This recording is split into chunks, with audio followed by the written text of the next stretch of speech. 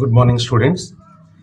ఈరోజు పెన్సిల్ డ్రాయింగ్లో మీకు చెప్పాను కదా, ఒక బొమ్మని చూస్తూ జాగ్రత్తగా వేసేటప్పుడు ఎలా చిన్న చిన్న జాగ్రత్తలు తీసుకోవాలి అన్నది జాగ్రత్తగా గమనించాలి. అయితే మీరు ఎంత ఇష్టపడే ఈ గేమింగ్ క్యారెక్టర్, ఒక క్యారెక్టర్ పిక్చర్ని తీసుకొని చూస్తూ ఎలా వేయాలో చూపిస్తున్నాను. ఒకసారి జాగ్రత్తగా గమనించండి. ఇప్పుడు దీన్ని చూస్తూ ఈ పేపర్ పైన నేను వేస్తున్నాను.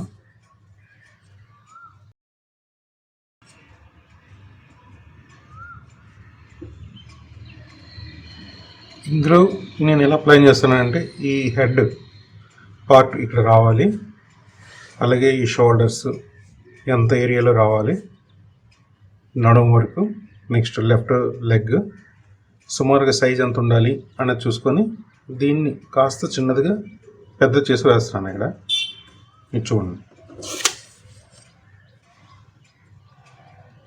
ఇది ఫస్ట్ స్టెప్లో అవుట్లైన్ ఒకటి వేస్తాం. అలా మనం జాగ్రత్తగా గమనిస్తూ ఎక్కడి నుంచి ఏ లైన్ స్టార్ట్ అవుతుంది, దాని ప్రక్కన ఉన్నటువంటి ఆకారం ఏంటి, ఆ కంపారిజన్ చేస్తే దగ్గరగా ఆ షేప్ అలా రావడానికి అవకాశం ఉంటుంది.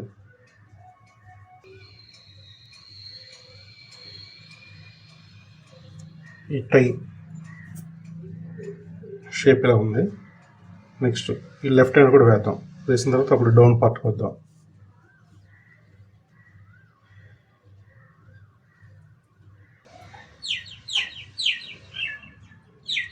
ఇప్పుడు ఇక్కడ ఈ మోకాళ్ళకి కొద్ది క్రిందకి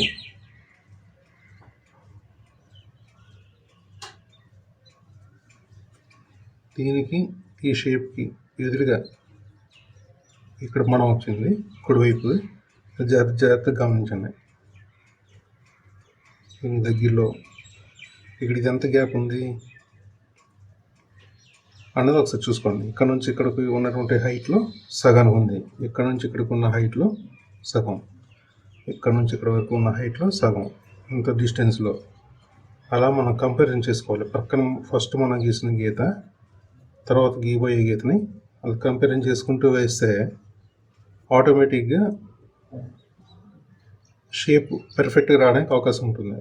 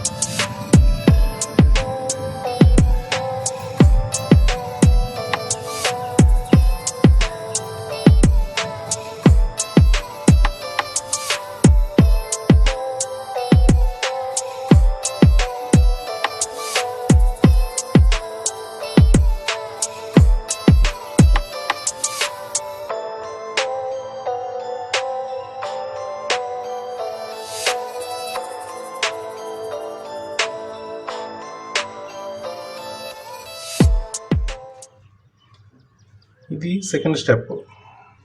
ఫస్ట్ స్టెప్ హెడ్ షేప్ వేసాం, సెకండ్ స్టెప్లో ఈ అవుట్లైన్ వేసాం. ఇప్పుడు దీన్ని, ఈ అవుట్లైన్ని జాగ్రత్తగా ఈ షేప్కి రిలివెంట్గా సరిపోయింది లేదా, ఎక్కడ తేడాలు ఉన్నాయా, ఏ భాగం చిన్నదైంది, ఇంకేది సరిచేయాలి, ఇవన్నీ చూసుకుంటూ మిగిలిన ఫినిషింగ్ మనం చేస్తాం. అర్థం కదా?